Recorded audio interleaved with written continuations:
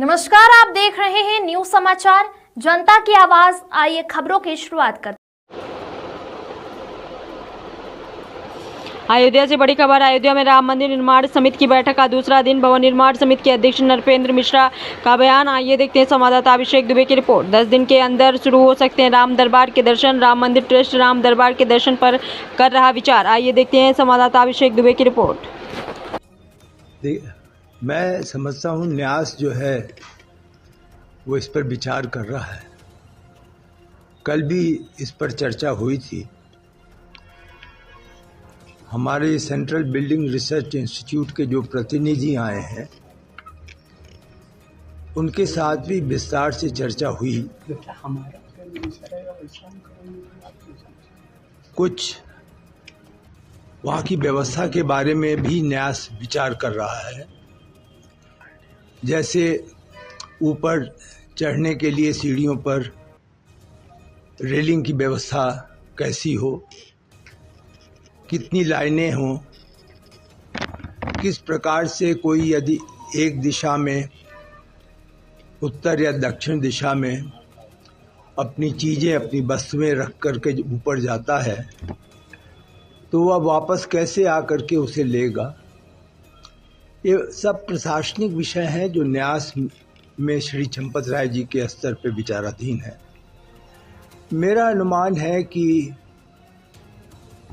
1 सप्ताह से 10 दिन के अंदर श्रद्धालुओं को दर्शन की सुविधा मिल जाएगी। देखिए, एक तो यहाँ पे कि सप्त ऋषि आश्रम है, वहाँ पे तो पहले से ही अब बन गई, वहाँ पर जो पुष्करणी जिसे कहते हैं उसकी व्यवस्था हो गई है। यदि आपका संकेत, आप सभी का संकेत पंचवटी वाटिका की ओर है तो वहाँ उसको मैंने देखा है। वह स्थान शायद झील तो नहीं कहेंगे, एक तरीके से जो वाटर बॉडी होती है या रिजर्वायर होता है उस प्रकार हम लोग उसे कंजर्व करना चाहते हैं कि जैसा है वैसा ही उसको कंजर्व कर लें, जिससे पशु पक्षी जो वहाँ पर आकर पानी वगैरह पीते थे उनको ये सुविधा मिल जाए। हम जो पंचवटी वाटिका है उसमें वहाँ के पौधे, वहाँ की जो व्यवस्था, मतलब भूमि की व्यवस्था, ऊंचा नीचा जिसको कहते हैं, उसमें हस्तक्षेप बहुत नहीं करना चाहते। प्रकृति को प्रकृति जैसा ही हम लोग स्वीकार करके वाटिका को सौंदर्यीकरण की ओर ले जाएंगे।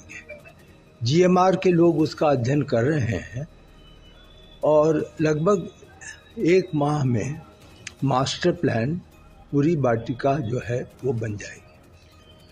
कि भूतल पे रामलला हैं, भगवान रामलला, और प्रथम तल पे उनका पूरा परिवार या राम दरबार और उनके सेवक हनुमान जी हैं, और दूसरी तल पे केवल गर्भगृह में ऐसे ग्रंथ जो अपने परिभाषा में रेयर कहलाएंगे और जो भगवान राम से संबंधित होंगे, उसकी उपलब्धि जो भी मिलती है उसको वहाँ पर रखा जाएगा।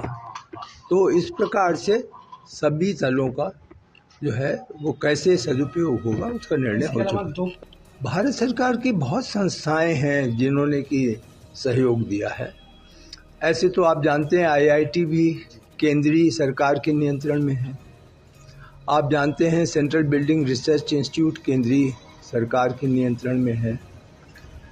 आप जानते हैं नेशनल रॉक मैकेनिक्स जो मैसूर की, जिन्होंने पत्थरों का प्रमाणीकरण किया, वह केंद्रीय व्यवस्था है।